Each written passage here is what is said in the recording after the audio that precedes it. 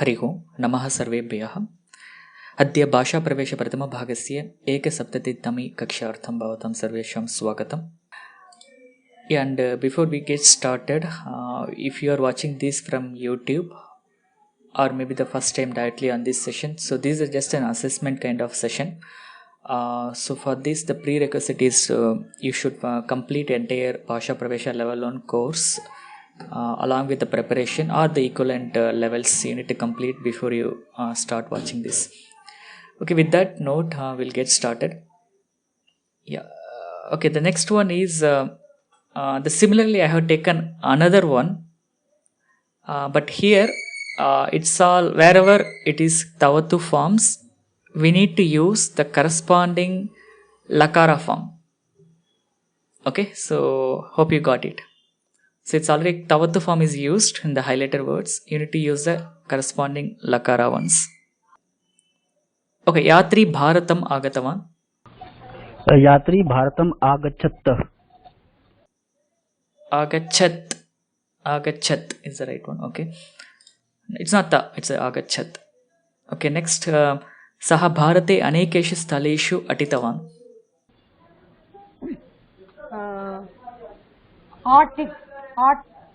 सः भारते अनेकेषु स्थलेषु आटित्. Yeah, right. Next Jananam Vyavaharam Jnatavan. जनानां व्यवहारम् अजानत्. No, wrong.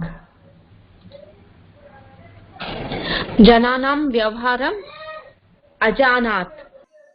Yeah, this is right. Next Bharatiya Sanskritim Avagatavan. अवगच्छत्. No, wrong. आवगच्छत्. No, wrong. Next Vividhan Dharma Granthan Vividhani Aitihasika Vastuni Cha Sangrahitavan.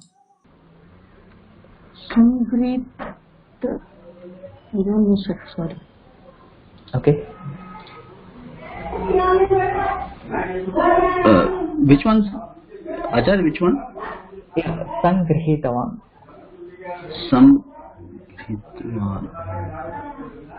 संगृहीतवान्. विविधान धर्मग्रन्थान् विविधानि ऐतिहासिक वस्तूनि च असंगृह्य.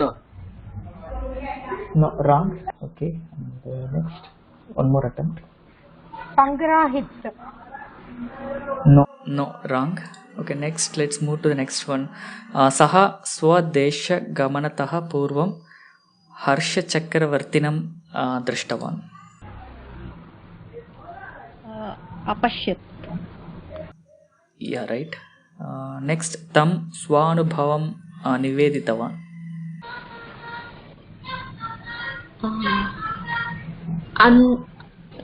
तं स्वानुभवं निवेदितवान्. अनिवेदितवान्. Wrong. अनिवेदन. No, wrong. Okay, next one. Tasmai Kritagnatam Samarpitavan. तस्मै कृतज्ञताम् असमर्पित. No, wrong.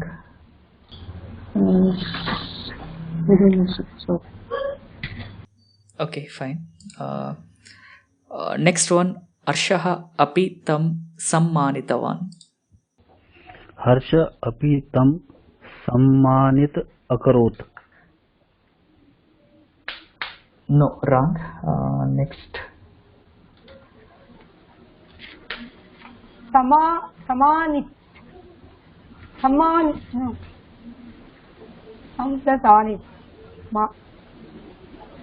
समावानित. No, wrong. Okay, next one. Tasmai Anekan Upaharan Dattavan. तस्मै अनेकान् उपहारान् अददात्. Yeah, right. Next one. Tasya Prayanaya Naukam Vyavasthapitavan. Hari Om. Sorry, sir.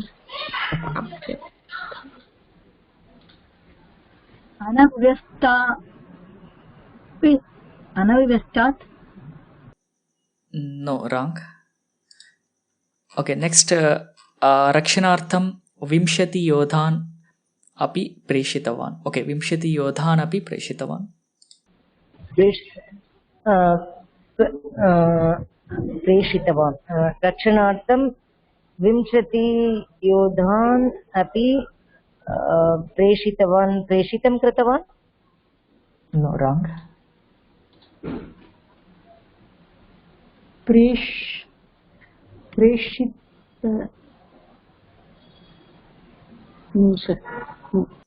Okay. Next, last one on this. योधान् उद्दिश्य उक्तवान्. योद्धान् उद्देश्य अवदत्. No, wrong. Next.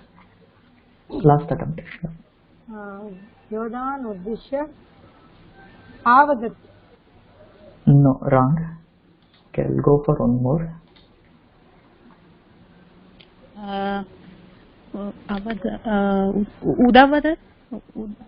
उदावदत्. No, wrong. Okay, so I think that's the end of this exercise. Let's move. Okay, this is again some area I think we need to improve. This is also not satisfactorily okay. Okay, let's move on. Okay, next abhyasa is okay, this is on twa and lep. On twa and lep, there are some kriya padams are given with the lat lakara forms, and there are some kriya padams or some forms are already given in the lep. All we need to do is we need to just frame a single sentence. Okay, but it's a collectively together, a single sentence using all twa and lep forms given here in the same sequence. Okay, but it's up to you. Maybe I can just start with two. I can use two examples. Maybe we'll do the same thing. Example, maybe you can take balakaha vidyalayam gatva kridangane sthitva, that way, and keep forming the words and go on. Okay, and remember again, whatever sentences you say, every word should be perfect. Okay, let's so in that way, don't just give only the twa or left forms, but at least add at least one or two additional words. Okay, let's move. Yeah. Okay, sir. Balak. You can start from beginning with any other thing, not balaka. You can take anything. Okay, sir. I will continue. Kridangane sthitva. Kridangane sthitva.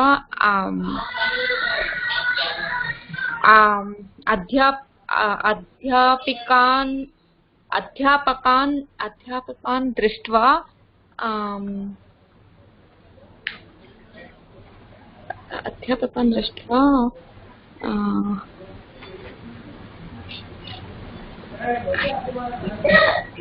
what will you do? Rangavalim rachayitva. Okay, enough. Okay, we'll take only two. We'll move. It's good actually. Correct. Next. Natyam natva. Natyam natva for nayati? It is wrong. Okay, let's move. Okay, Rangavalim rachayitva. There it stops. Okay, next. Whether I can take anything or only that specific one? Only the specific one in the same order. Same order means which one I have to take? Rachi. Till Rachayati is done. Yeah. You can start from Nayati. Nayati and Gayati. Aham grahe nitva. No, it's wrong. It should be continuous to the story. Story continuation. Yeah, okay, let's start again. Balika Rangavalim rachayitva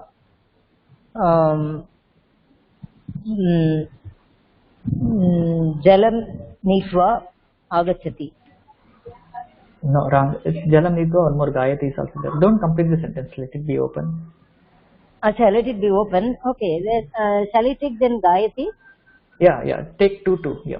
Nayati. Jalam nitva. Nayati. Next. Jalam nitva. Devalayam gatva. No, it is Geetam. wrong. Okay. No, gatva. Why should I? Okay. Devalayam gatva. Ganam geetva. Okay, enough. Okay, ganam geetva. Next we'll move on. It's good actually. Next. Balika. So no need to repeat balika or balaka. It's already repeated once actually at the beginning. Mata pakam kritva devalayam gatva. It is wrong. I think you are not in the context. I'm moving. देवं नमत्वा भोजनं दत्वा ईश्वरं स्मृत्वा. Okay, that's right. Let's move on. I think for namati the form is wrong. Okay, next.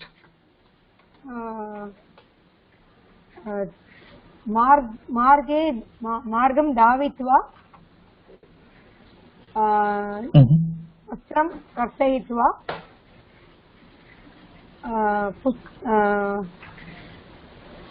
वाहनं चालयित्वा. Perfect. Okay, next let's move. भोजनं खादित्वा लेखनीं चोरयित्वा सत्यं त्यक्त्वा. Okay, next let's move. Okay, I think looks like I have taken an easier one, but it's good. गृहकार्यं पूरयित्वा. Sorry sir, varnayitva. Okay. What do describe? Okay, katham varnayitva. Is it correct sir? Okay, yeah, katham varnayitva, right? Okay. Next. Purana katham kadayitva marge chalitva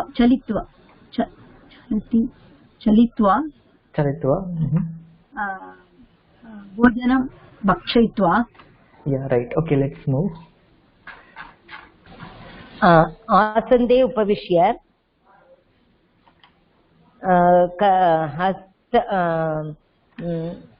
हस्तं प्रक्षाल्य गृहं प्रविश्य. Okay, enough. Let's move. This is perfect actually. Yeah, good. चलचित्रं दृष्ट्वा गीतं गीत्वा. Okay, it is wrong. श्लोकं स्मृत्वा. It is wrong. I should go in the same sequence. Okay, let's move. कार्यं समाप्य धनम् आनीय विचारं विचार्य. Yeah, right. निद्रां परित्यज्य गृहम् आगत्य सन्तुष्टम् अनुभूय. Okay, next. पितरं प्रणम्य पुस्तकानि उन्नीय कथानि विलिख्य. Kathani is wrong. Okay. कथाः विलिख्य. Okay, now you end the story with some verb. विलिख्य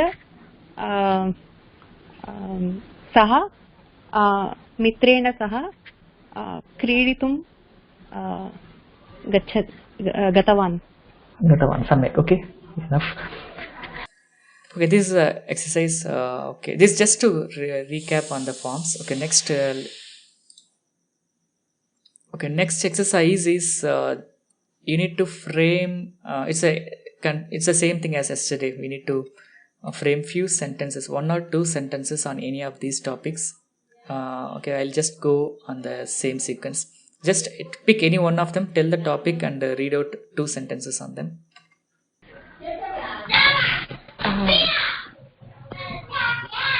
Sir, I'll take Mama Deshaha. Is it okay? Okay. Yes. मम देशः भारतदेशः. अहं भारते वसामि. भारतदेशः विशालः देशः, सुन्दरः देशः च। भारतस्य उत्तरे हिमालयाः सन्ति, भारतस्य दक्षिणे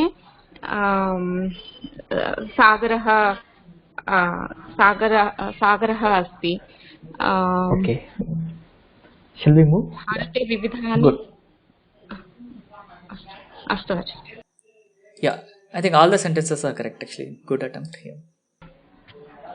नमो नमः। संस्कृतभाषा अतिसुन्दरं, संस्कृतभाषा सुलभं। Okay, just a comment. Both the sentences are actually wrong. Let's move.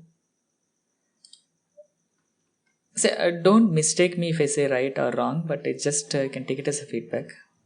Yeah, मम जीवनस्य लक्ष्यं संस्कृतभाषे पठनं कर्तुं, लेखितुं, वक्तुं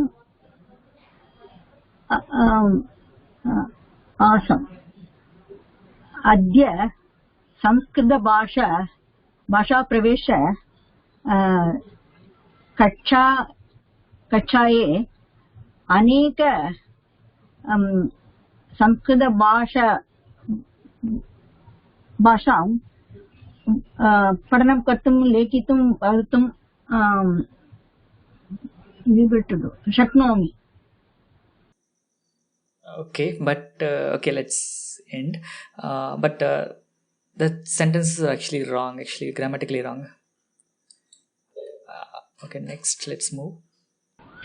मम जीवनस्य लक्ष्यं, मम जीवने समाजसेवाम् अतिमुख्यविषयः। लोकक्षेमार्थं किं कार्यं करोमि। Sorry, I can't complete the sentence. Okay, shall we move? Sanskrit भाषा अहम आचार्य अशोकात् संस्कृत भाषा शिक्षणं करोमि। अधः एतस्य परीक्षां चलति। अहं सर्वे उत्तरं सम्यक् ददामि। धन्यवाद। I'll give overall comment at the end. Okay, let's move. एकम् उत्तमा वैद्या भवितुं मम जीवनस्य लक्ष्यमासीत्। मया अनेकाः जनाः रोगनिवारणं प्राप्नुवन्तः।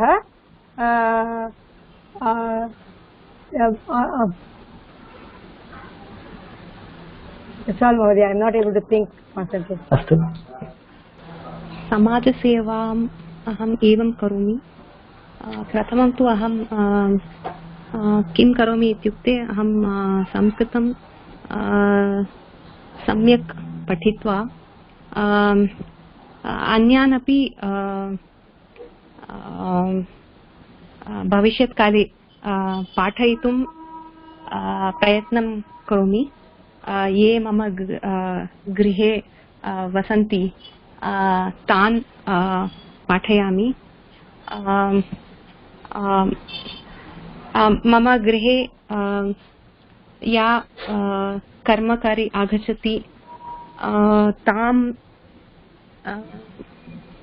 तां यदवश्यकं धनं, वस्त्रं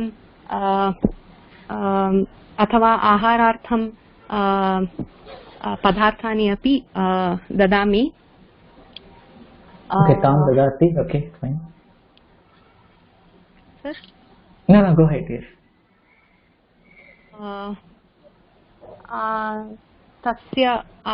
तस्याः आरोग्यार्थं एकवारं चिकित्सालयम् अपि तया सह गत्वा तस्य चिकित्सार्थं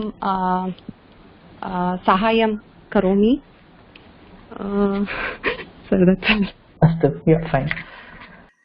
Okay, good attempt. Okay, let's move. Okay, I think that's all. We completed one round table. Okay, the general observation is we need improvement actually. First thing, and second thing is at this level. Okay, this is not for everybody, but I have seen in few of your attempts. It's not that at this level I don't expect you to just use some pratipadikams randomly like a Shrestha or Uttama or Parvata. I'm just giving random, so nothing to not to point out anybody, but it's not about using some random pratipadikams and complete the sentence. No, we should actually at this stage we should ideally use right forms. And first of all, we should know why we are using it that form and which vibhakti and which form we are using. And I have seen something like pariksham asti, and why the pariksham is used, and what is the pariksham asti means what is the form and which vibhakti form is pariksham and why we are using it actually. And another recent example is ya mama griha karma kari asti tam. Okay, then you told some items. Then finally dadami. So tam is again Ditya Bhakti. For dadami, how the Ditya will come? It should be tasyai, right? Okay, that's basically that. It needs really some practice. And in short, the tip for this kind of exercise is I asked only 2 sentences. Okay, to get clear with this one, just frame any take sentences of only 2 or 3 words on the topic and close it. And example, Sanskrit.Bhasha, Madhura Bhasha, Sanskrit.Bhasha, Sarala Bhasha, finished. Okay, no need to really say longer sentences. The more you bring, when it comes to assessment, the longer sentences you make, the chances of mistakes are higher actually. Okay, for assessment, you should really be smarter, make it short and make a perfect sentences. But for abhyasa, you should do. You should go beyond and you should do whatever is even not possible. Okay, but this is not abhyasa session. This is just a kind of assessment session.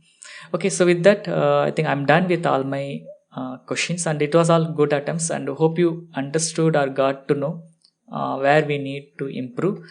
And that's a note. And one more thing is for actually Bhasha Pravesha level 2. Right, whatever we discussed in yesterday's and today's session, and that is what is very important. That's I don't take them as advanced questions, but they're all the basic fundamentals for Bhasha Pravesha level 2. In case if you are not able to make attempts or answers for these questions, then the Bhasha Pravesha level 2 will be difficult. Okay, but of course you can, for exam's sake, you can actually go and write it. But if you want to really take the language further, I think you need to be stronger on this. Maybe you can even go through the recordings again and see. And all the questions I have prepared based on the special cases on each topic. For example, if you take Lang Lakara, the special case where we have difficulty is with upasargas. When we get some upasargas, we have difficulties, and we have difficulties for the special or Vishesha Kriya Padams, right? So that is what is really important. If you are able to perfectly master in that particular area, then of course everything else is easy. Okay, that's second thing. And next one is in general, the language is very, very simple if you know 2 things how to use it. One is the vibhaktis. The challenge with vibhaktis, the forms of vibhaktis are very easy, but we don't know where to use what. And similarly, the lakaras, we know where to use which lakara, but we don't know what is the right form of the particular kriya padam in that particular lakara. Okay, if you master these 2 things, you can completely stop your Sanskrit studying, and you can actually go further and read some Itihasas or some other Puranas or any other Sanskrit works. Okay, but all the 4 levels, whatever we have in Bhasha Pravesha or Parichaya or that level or Gita Sopanam, all 4 levels they try to teach you only these 2 things: which vibhakti where to use which vibhakti, and what is the right lakara form. If you know these 2 things with the Samavya knowledge, we are done with the language learning. And that's the most complex things, and that needs more abhyasa. Okay, so I'm not actually discouraging, and this is just a fact, and this is the last day, and thank you all for taking part in the last day of this year and the last day of this session. And it was all good attempts actually. It's even assessment for me as well. Okay, so all the very best for your future journey with the language, and definitely we will meet in some other next session.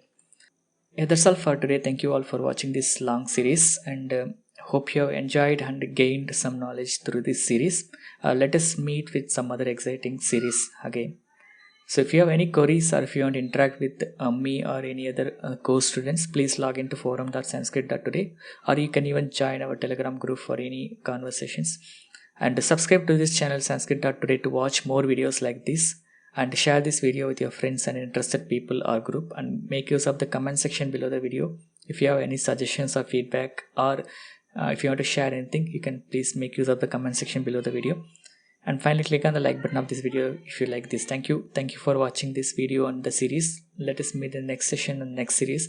And dhanyawadaha.